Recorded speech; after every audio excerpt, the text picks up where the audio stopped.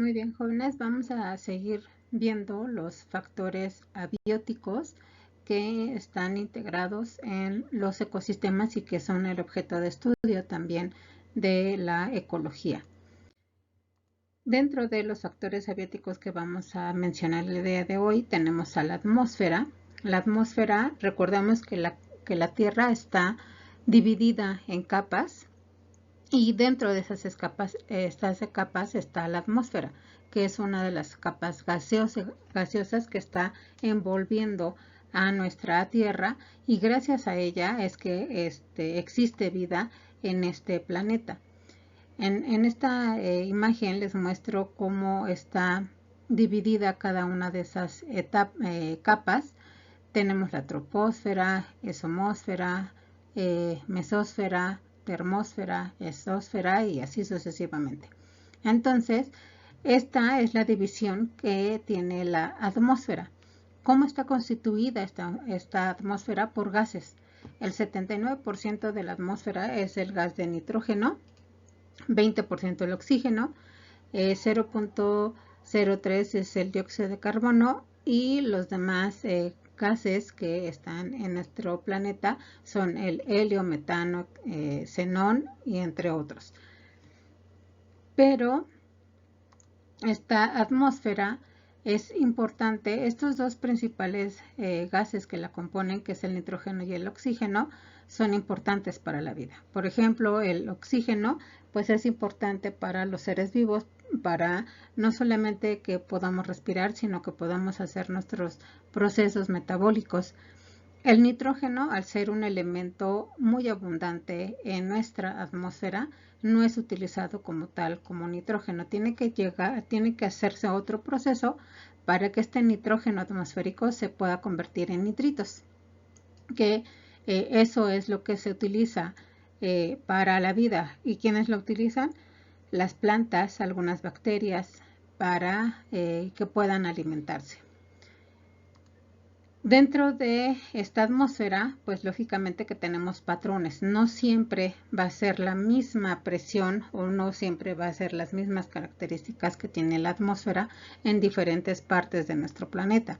Por ejemplo, cuando el aire de la región tropical, cualquier región tropical que ustedes imaginen ahorita, se va moviendo hacia la parte más alta de la atmósfera, ¿qué es lo que va a pasar cuando ese aire sube hacia la parte más alta? Bueno, va a bajar la presión.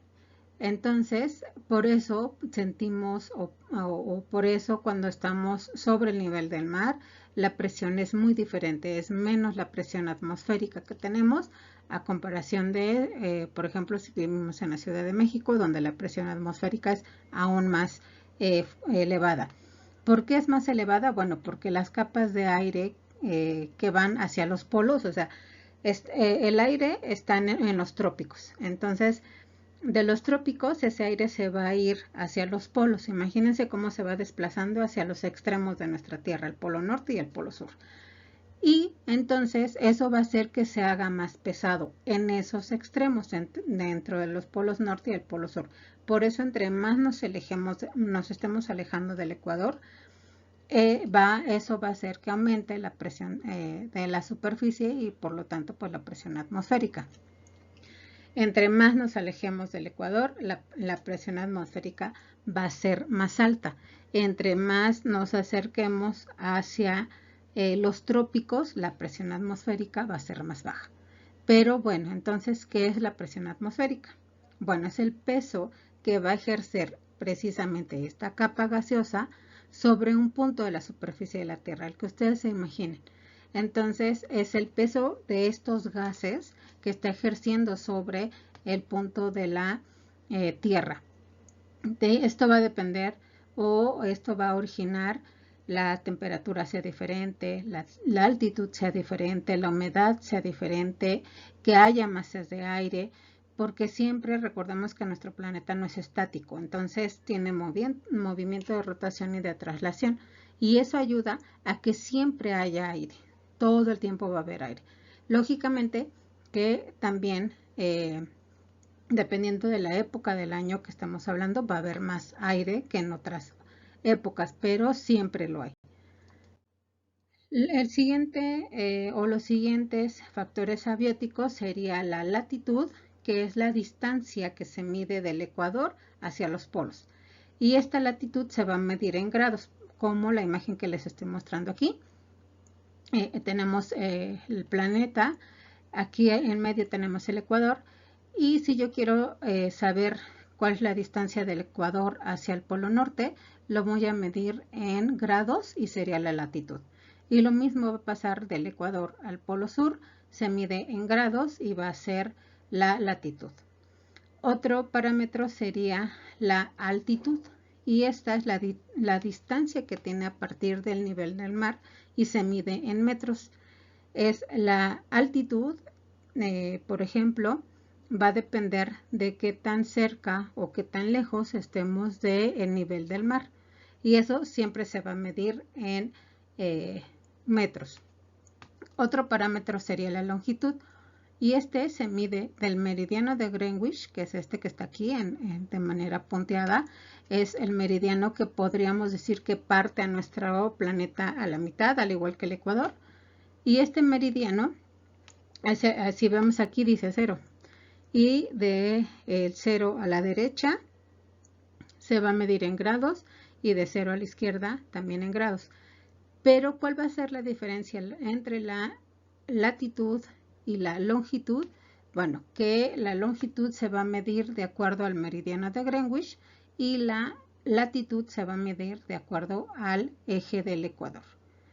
Y cada meridiano pues tiene su nombre. Entonces, esa va a ser nuestra forma de referencia.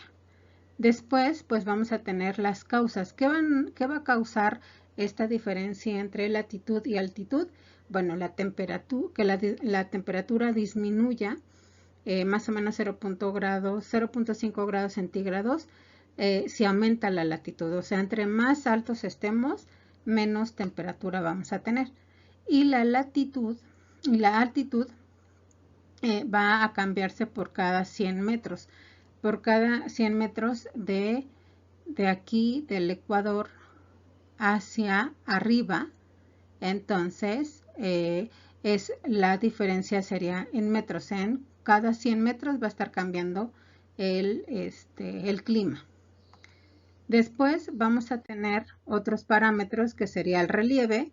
El relieve es importante porque son las formas que tiene el terreno, y esto va a indicar la temperatura, el clima, la humedad, y propicia también que se desarrolle una biodiversidad en el lugar, como también el agua. El agua, porque es importante, bueno, es la parte que nos ayuda a todos los seres vivos. Por ejemplo, en esta imagen les muestro, aquí tenemos el agua, que se usa también como un sistema de vida, y todas estas son el relieve. Nosotros vivimos en uno que se le conoce como valle. Tenemos sierras, tenemos cordilleras, montañas, y esto lo que va a ayudar es que la humedad se quede ahí, o que si llegue la humedad y pueda haber lluvias.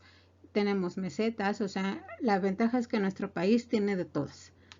Y es importante, por eso es que es un país mega diverso.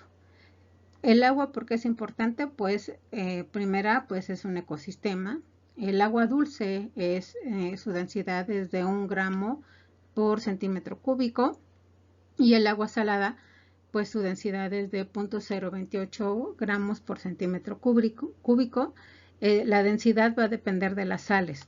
Lógicamente que como el agua salada tiene mucho más concentración de sales, pues su densidad es mucho mayor. Y es importante porque el agua, además de que ahí hay vida, es importante para que se realice la circulación y descomposición de nutrientes en el ecosistema. No solamente para que estén viviendo ahí seres vivos, sino para que estén llegando nutrientes a los ecosistemas que no tienen agua. Por ejemplo, si está lloviendo en la montaña y en esta parte necesitamos que haya esos nutrientes, bueno, ayuda a que bajen esos nutrientes y lleguen a todos los ecosistemas y a todos los lugares, por muy remotos que estén, ¿sí? Muy bien, jóvenes, terminamos. Gracias por su atención.